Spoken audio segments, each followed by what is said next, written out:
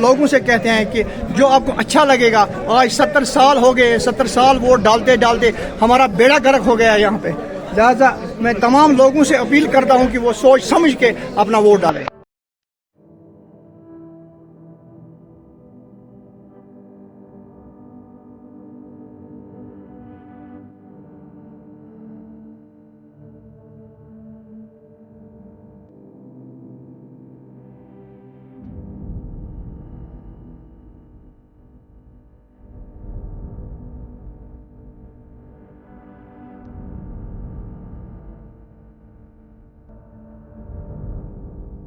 बेरोजगारी है, इसलिए आज युवा सामने आए, हम बहुत खुश हैं कि लोग बदलाव चाहते हैं। लोग चाहते हैं कि एक ऐसा नुमाइंदा हम भेजें जिसका विजन हो, सलाहियत हो, जो हमारी सही तर्जुमानी कर सके। मतलब इससे बहुत खुशी हुई ताकि हम अपना रिप्रेजेंटेटिव पार्लियामेंट में भेज सकते हैं, जो हमारी बात कर सकते हैं वहाँ, जहाँ जो वहाँ पर हमारी मसाइल को उठा सकता है। Youth is the backbone of nation.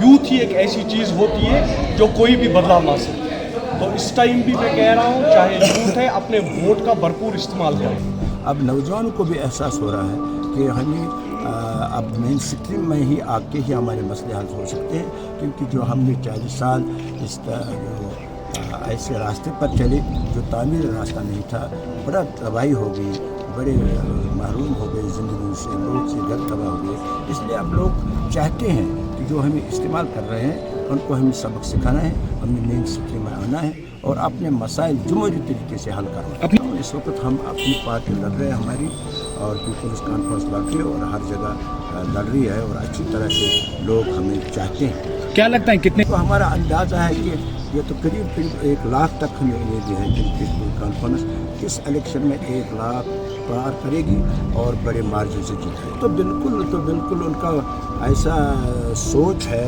कि वो तबाही के रास्ते पर है, क्योंकि जब इतने अरसे से हम तबाही से के रास्ते से कुछ हासिल नहीं कर सके।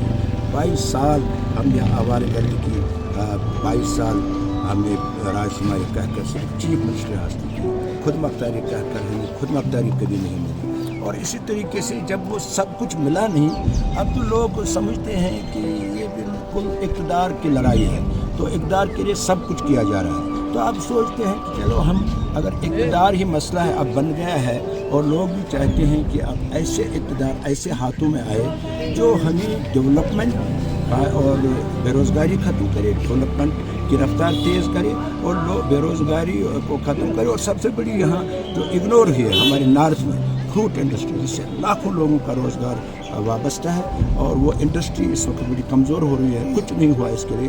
लोग चाहते हैं कि हमारा भी मंसूर है हार्टिकल्चर, कि हम फ्रूट इंडस्ट्री की तरफ ध्यान देंगे। अभी तक इतनी बड़ी इंडस्ट्री होने के नाते हमारी सोपोर मंडी में जूस फैक्ट्री नहीं है, कोल्ड स्टोरेज नहीं है, तो इसलिए लोग चाहते हैं कि ये इंडस्ट्री बढ़े, क्योंकि इससे हमारा रोज़गार वाबस्ता है। और मुझे लग रहा है इसकी तरफ भी लोगों को ध्यान है कि भाई ऐसे लोगों के हाथों में ये अब नुमाइंदगी आए जो इन तमाम इश्यूज़ पर ध्यान दे और हमारे मसले हल करें।